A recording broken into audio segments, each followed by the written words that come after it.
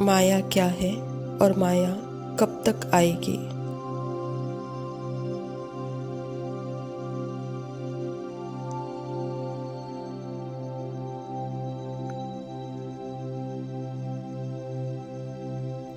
माया मतलब scripted thought, scripted feeling, scripted emotions, scripted memories, scripted संस्कार जो आत्मा के अंदर इंटरनल भरे हुए हैं।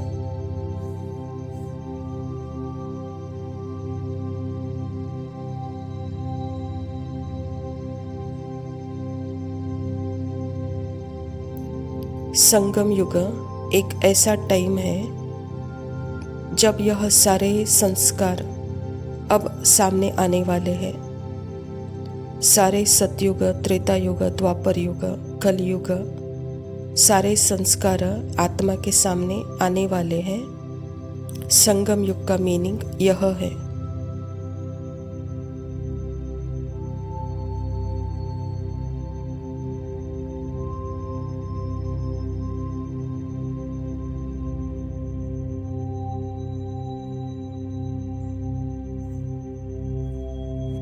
कुछ कुछ हमारे जो मेन बाबा के फंडामेंटल ट्रुथ है वह भी अभी ही यहाँ क्लियर होने चाहिए, तभी संगम युग का रहस्य हमको क्लियर मालूम होता है।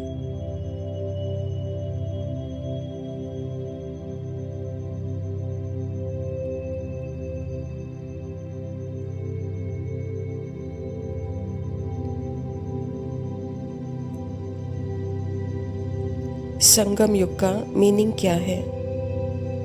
आत्मा और परमात्मा का मिलन का मीनिंग क्या है कि परमात्मा के साथ जब मैं आत्मा कनेक्ट होगी तो मुझे अपने अंदर के एक एक छोटा छोटा दाग भी क्लियर दिखने वाला है।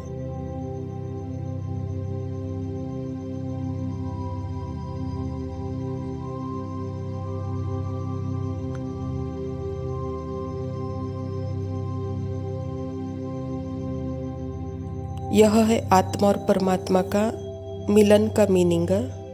यह नहीं कि परमात्मा मिल गया बस अब आनंद ही आनंद है। आनंद भी है और अति आनंद भी है और अति इंद्रिय आनंद भी है।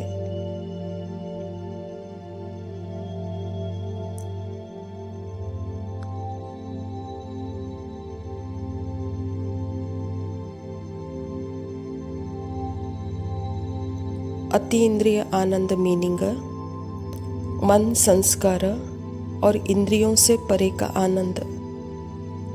पुराने मन में चाहे पुराने संस्कारों के वश कोई भी फीलिंग आ जाए, कोई भी थॉट आ जाए, कोई भी इमोशंस आ जाए, कुछ भी आ जाए, पर मैं कौन हूँ?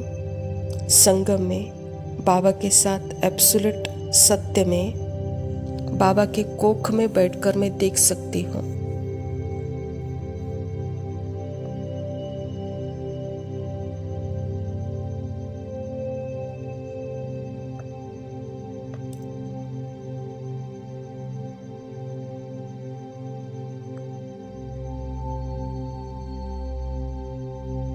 हम बोलते हैं इसको बैठकर मतलब बाबा की कोख मतलब टाइमलेस, चेंजलेस, स्टोरीलेस स्थिति में बाबा के साथ।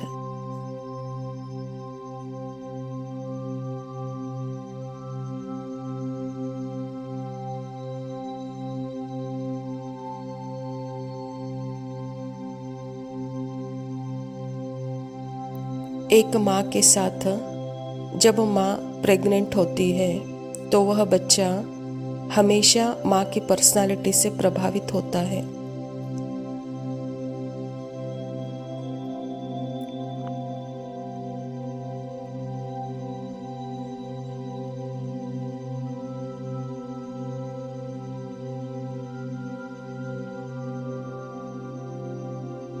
तो मैं आत्मा अगर परमात्मा की कोख में हूँ तो मैं किसकी पर्सनालिटी से प्रभावित होगी?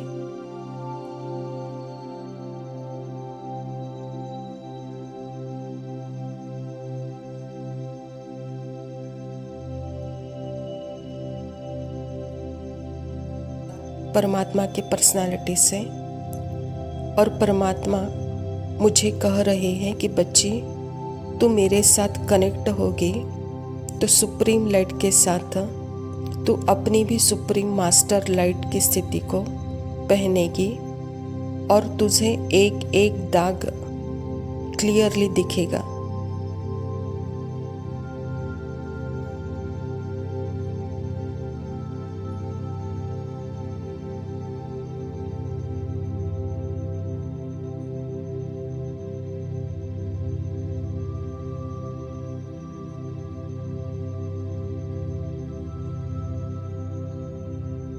जो पहले दिख नहीं रहा था क्योंकि मैं उसका स्वरूप थी, अब स्वरूप नहीं हूँ।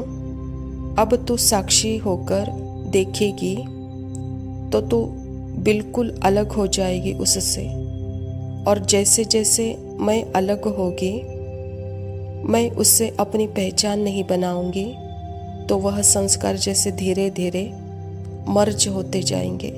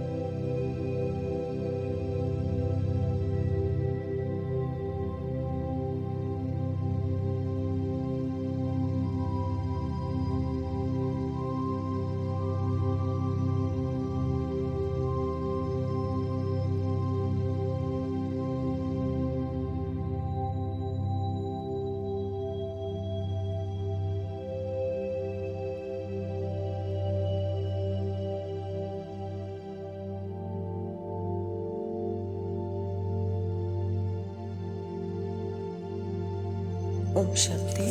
प्रातः मुरली बाप दादा मधुबन। मीठे बच्चे, संगम पर तुम्हें नई और निराली नॉलेज मिली है। तुम जानते हो हम सब आत्माएं एक्टर्स हैं, एक का पार्ट न मिले दूसरे से।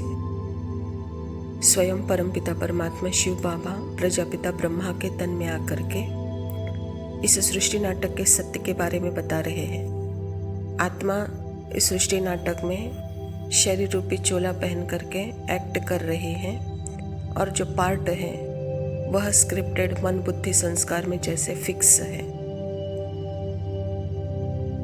तो बाबा कहते बच्चे, एक का पार्ट न मिले दूसरे से, और यह पार्ट हर जन्म में जैसे सतो प्रधान सतो रजो तमो की अवस्थाओं से आता है।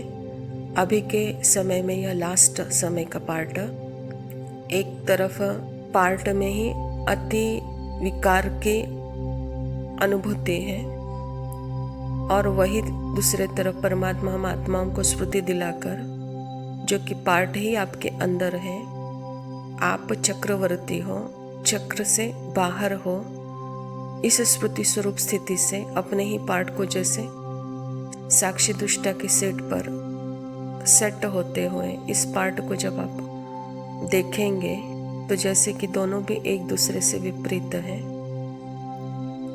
इसीलिए यह नॉलेज मात्र परमात्मा दे सकते हैं, और कोई इस पार्ट को ना आत्मा को जानते हैं, और यह बातें सारी बाबा हमें संगम पर बताते हैं।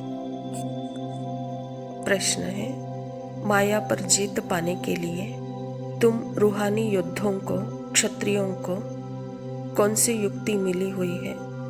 उत्तर है, हे रूहानी क्षत्रिय, तुम सदा श्रीमत पर चलते रहो, आत्माभिमानी बन बाप को याद करो, रोज सवेरे सवेरे उठ याद में रहने का अभ्यास डालो, तो माया पर विजय प्राप्त कर लेंगे। उल्टे सुल्टे संकल्पों से बच जाएंगे। याद की मीठी युक्ति माया जीत बना देगी। परमात्मा पिता हम बच्चों को अपने ही अंदर के जो विकारी संस्कार है, जिसको आत्मा जैसे अटैच है, अर्थात अपने ही मन बुद्धि संस्कार में जो कलयुग का अंतिम पार्ट, तमो प्रधान पात्र, उस पात्र के प्रति जैसे आत्मा अटेंशन है, उसके प्रति उसके प्रभाव में है, तो उस प्रभाव से बाहर निकालने के लिए बाबा हम बच्चों को स्मृति दिलाते हैं। और जब आत्मा स्मृति में होकर अपने अंतिम 84वां तमो प्रधान पात्र को भी साक्षी दृष्टा सेट पर देखती है, तो वहाँ जैसे कि एक तरफ महाभयानक विकारी संस्कारों का जैसे तूफान मचा हुआ है और दूसरे तरफ जैसे कि शांति की स्थिति है।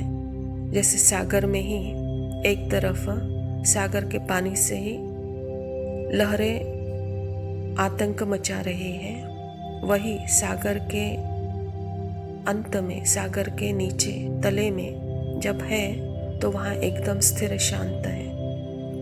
तो बाबा कहता बच्चे, यह जैसे कि रूहानी योद्धाओं का क्या कर्तव्य है, सदा श्रीमत पर चलते रहो, आत्माभिमानी स्थिति में स्थित होकर माया पर विजय प्राप्त करो, कहता बाबा। धारणा के लिए मुख्य सार है, पहला पॉइंट है आत्माभिमानी बन इस बेहद नाटक में हीरो पार्ट बजाना है। हर एक एक्टर का पार्ट अपना अपना है, इसीलिए किसी के पार्ट से रेस नहीं करनी है। बाबा ने हमको एक बात क्लियर की है, क्योंकि हर एक आत्मा का अपना यूनिक पार्ट है और वह पार्ट भी आत्मा के अंदर ही है। एक सेकेंड न मिले दूसरे से, ऐसे ही एक पार्ट न मिले दूसरे से। इसीलिए इस सृष्टि नाटक में मैं आत्मा जैसे हीरो हूँ, यूनिक हूँ, मेरा पार्ट कोई दूसरा कर ही नहीं सकता। लेकिन पार्ट बजाने वाली भी मैं एक शांत स्वरूप, स्टिल साइलेंस एवर प्रेजेंट आत्मा हूँ। पार्ट है लेकिन मैं एक्टर, मुझे पता है कि मैं कौन हूँ। इस स्थिति में अपने बेहद हीरो पार्ट का जो लास्ट प्ले है वह प्ले करो, कहता बाबा। इसमें रीस नहीं आनी चाहिए। दूसरा पॉइंट है सवेरे सवेरे उठकर अपने आप से बातें करनी है, अभ्यास करना है।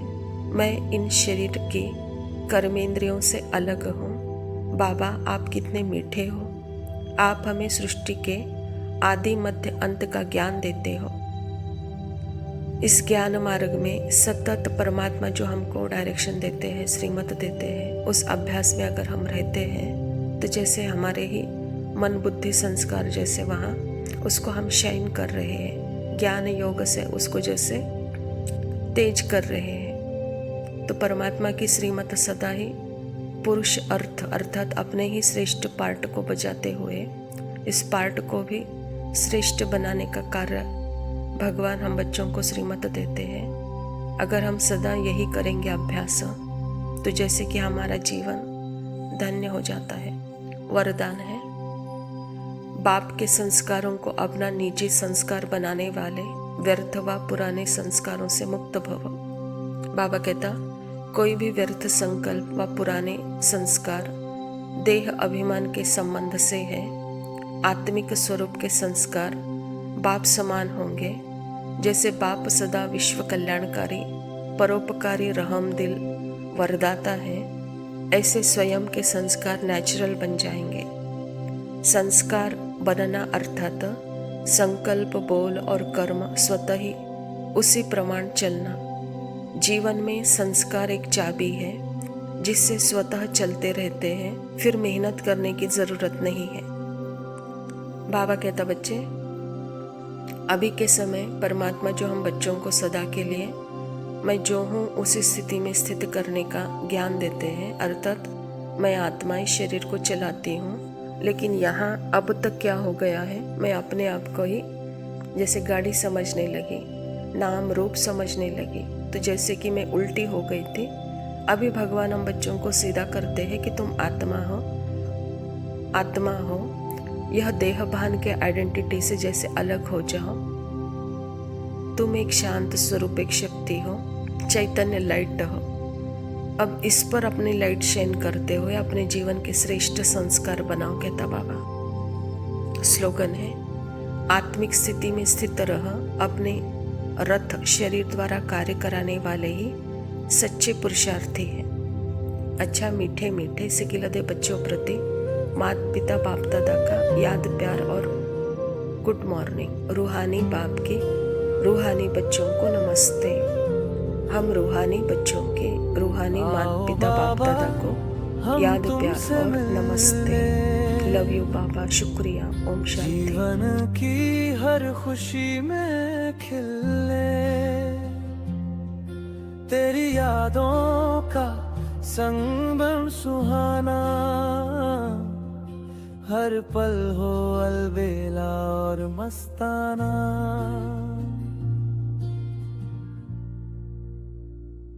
तू है पतवार, तू है किनारा, तेरा साथ है जग से न्यारा। बस इतनी सी अरदास है हमारी, छूटे ना संगत ये प्यारी तुम्हारी।